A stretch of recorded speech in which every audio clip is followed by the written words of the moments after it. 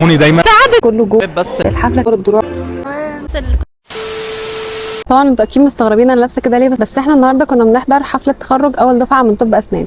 كنت صورت لكم فيديو قبل كده، كان في تخرج الدفعه الثانيه من طب اسنان، بس ده ما كانش تخرج رسمي، يعني هو كان بس حفله عشان هم طالعين من 5 لامتياز، فكده يعتبر خلاص سنين الدراسه بتاعتهم، فكانوا عاملين احتفال. لكن الفيديو ده بجد حفله تخرج بقى، والناس الاهالي حضرت وكده، وكرموا الاوائل وكرموا الدفعه كلها. بجد الفيديو حلو، وسالت كمان ناس اسئله، فبجد متحمسه انكم تشوفوا الفيديو ده. طبعا بغض النظر عن الباك جراوند الغريبه اللي انا كنت بصور فيها دي، بس انا كنت بدور على اي مكان هادي اصور فيه. طبعا شايفين الديكوريشن عامل ازاي. اللي عمل الديكوريشن ده كانت اسماء. اسماء يا جماعه ايفنت بلانر جامده جدا، هسيب لكم لينك الانستجرام بتاعها في صندوق الوصف. وطبعا اجواء كانت جميله جدا، والناس كانت بتتصور. وهنا شركه ماكرو كانوا باعتين هدايا للدكاتره والمتخرجين، كانوا باعتين غسول اورفكس. طبعا انا بعمل لكم فويس اوفر علشان لها في صوت ناس ودوشه واغاني وكده، ففي حاجات كده ما كنتش عارفه اتكلم فيها.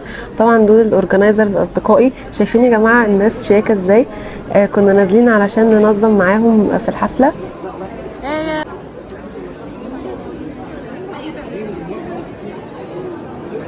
وهنا كنت داخله اصور رتب الدروع دي دكتور مريم السيد عشان لو في اي حد معترض. ودي كانت اظرف وزعناها على الاسر المتخرجين كلهم. قولي سؤال كرييتيف نسأله للطلبة اللي بتتخرج ويكون إجابته سهلة وسريعة. ممكن هل مثلا إحساسك أو الإكسبكتيشنز بتاعتك عن إحساسك في اللحظة دي هو نفس اللي كنت يعني اتغير؟ قولي سؤال كرييتيف نسأله للطلبة يكون إجابته سهلة وسريعة. مثلا إيه الخطوة الجاية اللي هم ناويين يعملوها بعد التخرج يعني؟ اقترحي سؤال كرييتيف للطلبة اللي هيتخرجوا يكون إجابته سهلة وسريعة. إيه أكتر موقف حصل معاهم حلو وعلى طول بيفتكروا معاهم في الكلية؟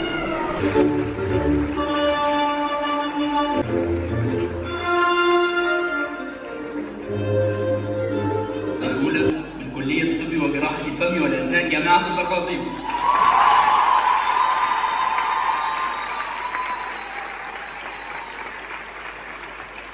المنصة الكرام الأستاذ الدكتور وليد أحمد عبد الله عميد كلية الطب وجراحة الفم والأسنان.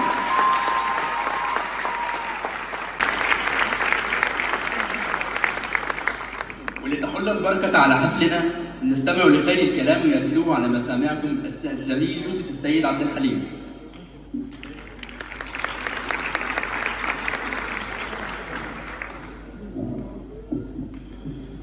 أعوذ بالله من الشيطان الرجيم. الرحمن علم القرآن خلق الإنسان.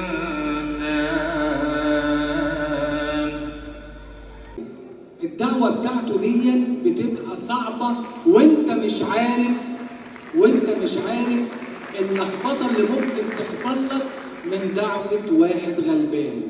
فمن فضلكم أنا شخصيا كعاطف حسين مرت بي حاجات كتير جدا، ويمكن يحضرني حاجة. كان ليا أخويا الكبير رحمة الله عليه، فرايح في مصلحة معينة بيقدم البتاع، فبيطلع البطاقة بتاعته، فبقول له جمال محمد حسين؟ قال له اه. قال له في تشابه بين اسمك وبين اسم دكتور اسمه عاطف محمد حسين. قال له ده اخويا الصغير، انا اللي مربيه لان والدنا توفى واحنا بدري، فانا اللي مربي عاطف دون. قال له طيب اتفضل البطاقه بتاعتك، والمصلحه بتاعته اتعملت. قال له طيب اقول له مين؟ قال له لا، اخوك لما عمل لنا الحاجه دي من 20 سنه ما قالناش انتوا مين عشان يعملها لنا، وبناء عليه انا هعمل لك الحاجه دي واقضي لك مصلحتك وانت ما تعرفش انا مين. فجاي بيقول لي انت تعرف فلان الفلاني؟ قلت له والله ما اعرفه، بس لو على ايدك حاجه تعملها اعملها.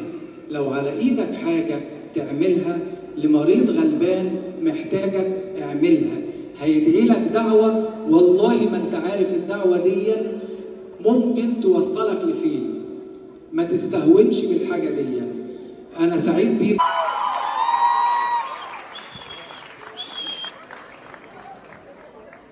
واكاد اجزم ان الشعور ده بدا مش من النهارده بس، من 6 سنين اول يوم هنا في الكليه، وكان اساس اللي زرعه فينا فقيد الكليه الدكتور وليد زيدان رحمه الله عليه. دكتور وليد اللي مهما اتكلمنا عنه عمرنا ما هنوفيه حقه. محافظه مختلف عن التاني، كان الاب لينا كلنا قبل ما يبقى مجرد عميل، وعلى الشكل الشخصي كان بالنسبه لنا كان بيوصينا ان احنا نعزمه في حفله التخرج. كنت باكد له ان الحفله عمرها ما هتبقى حفله من غيره، وده اللي حصل النهارده. فرحتنا ناقص منها كتير، بناقصنا اهم شخص فينا، المؤسس والاب. فمش بايدينا حاجه غير ان احنا نفضل فاكرينه وندعي له على قد ما نقدر، يمكن نرد له جزء من اللي هو عمله عشاننا واللي بسببه احنا هنا النهارده. شكرا.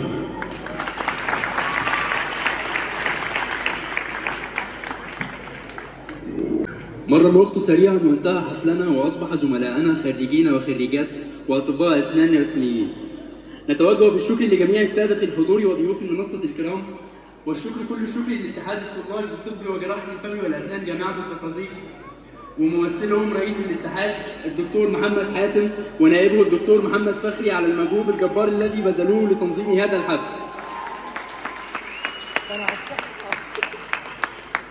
وشكرا لحضورنا الكرام، وشكرا للاهالي، وشكرا لضيوف المنصه الكرام، وشكرا. اقسم بالله العظيم ان اؤدي اعمالي بالامانه والشرف، وان اصون المهنه، وان التزم واحافظ على اسرار المهنه، وان احافظ على اسرار المرضى، وأن ألتزم بقوانين المهنة وتقاليدها. والله على ما أقول شهيد. ألف مبروك.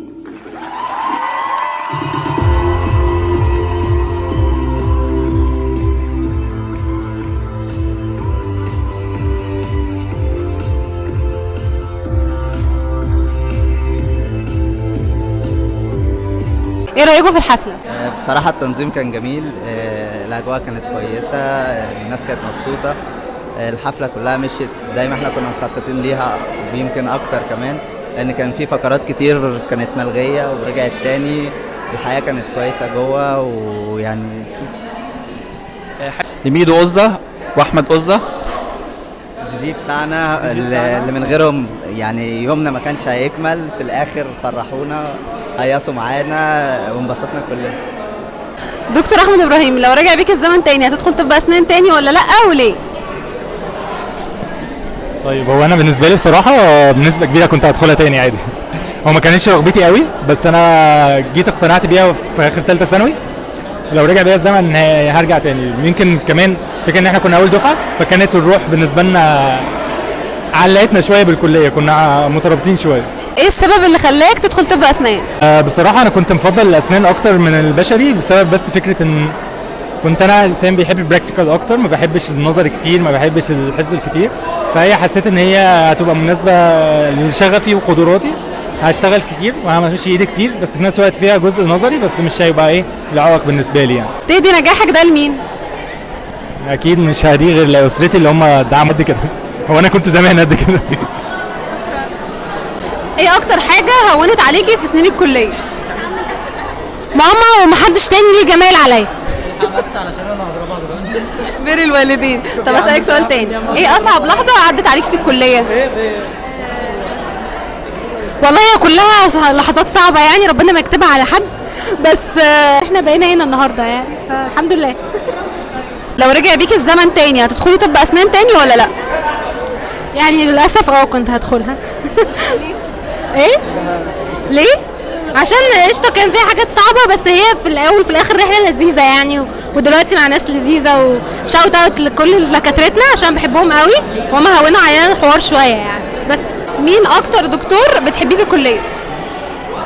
طبعا قسم البروسيسز، اطيب قسم في الكليه، بحبكم، شاوت اوت كبيره قوي بجد ليكم. قولي بقى كلمه للاورجنايزرز اللي يجوا ينظموا الاتحاد.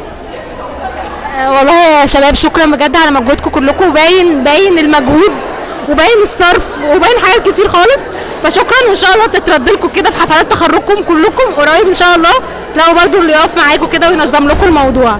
هديكم صفر كلكم.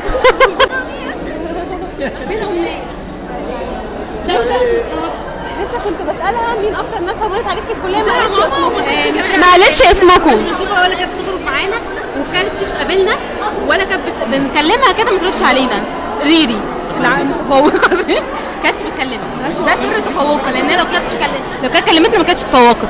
يعني انت كده بتقولي للناس ما تصاحبوش حد؟ لا احنا اللي فاشلين احنا اللي كنا هنفشل. لا بس ريري هو اللي سالت فينا، احنا لسه متعرفين عليها من سنه من ساعه ما خلصت. اللي كده كنا بنقابلها في الكورونا بس ما كناش بنقابلها. ونعم الصحاب اقسم بالله. بس شفتي ظهرها وجيت لها. الف مبروك ليكم كلكم. مبروك ليكي. لو رجع بيك الزمن تاني هتدخلي طب اسنان تاني ولا لا؟ يعني لو سألتيني السؤال ده من كام شهر بصراحة في الضغط والتعب كنت قلت لا، بس بجد ثمرة النجاح كانت حلوة جدا، ولو رجع بيا الزمن أكيد كنت هدخل طب أسنان إن شاء الله. ايه احسن حاجه اتعلمتيها في سنين الكليه؟ اقدر اجي على نفسي، اخلص كذا حاجه مهمه وصعبه في نفس الوقت، قدرت اجي على نفسي واستحمل، يعني تخلصي كذا حاجه وتبقي يعني متعدده الوظائف زي ما بيقولوا. متحمسه للحاجات اللي جايه بعد كده؟ اكيد ان شاء الله. ناويه تعملي ايه في المستقبل؟ لا ما عدتش بخطط، هو كله بايد ربنا، بس اكيد زي اي دكتور كله عايز يحضر ماستر، دي ابواب ربنا بيفتحها لنا ان شاء الله. الف مبروك الف مبروك. الله يبارك فيك. الناس اللي واقفه على الكانتين حطينا في الفيديو. ايه بيج فان فور دي الناس بعد ما ماتت يا عيني، ودول الفوتوغرافرز بتوعتنا. هلو، رجع بيك الزمن تاني هتدخل طب اسنان تاني ولا لا وليه؟ غالبا مش هدخلها تاني الصراحه، عشان انا بحب بيزنس جدا وغالبا هدخل بيزنس، لان كمان حسيت حياه بيزنس بعد التخرج احلى. اللي بيقول كده ده معيد في الكليه. طيب ايه احسن حاجه اتعلمتها في خلال سنين الدراسه؟ الصبر بجد، وان الواحد يعني مهما الحياه قفلت معاه يسيبها على ربنا، وهتبدا تفك واحده واحده وما يمشيش ورا البؤس والاكتئاب والقصص دي كلها. طب اسنان هي الكليه اللي جات لك من التنسيق ولا انت اللي اخترتها؟ لا انا اللي اخترتها، انا كنت جايب مجموع يعني الحمد لله كل كليات مصر، بس انا اللي اخترت اسنان بارادتي. شكرا.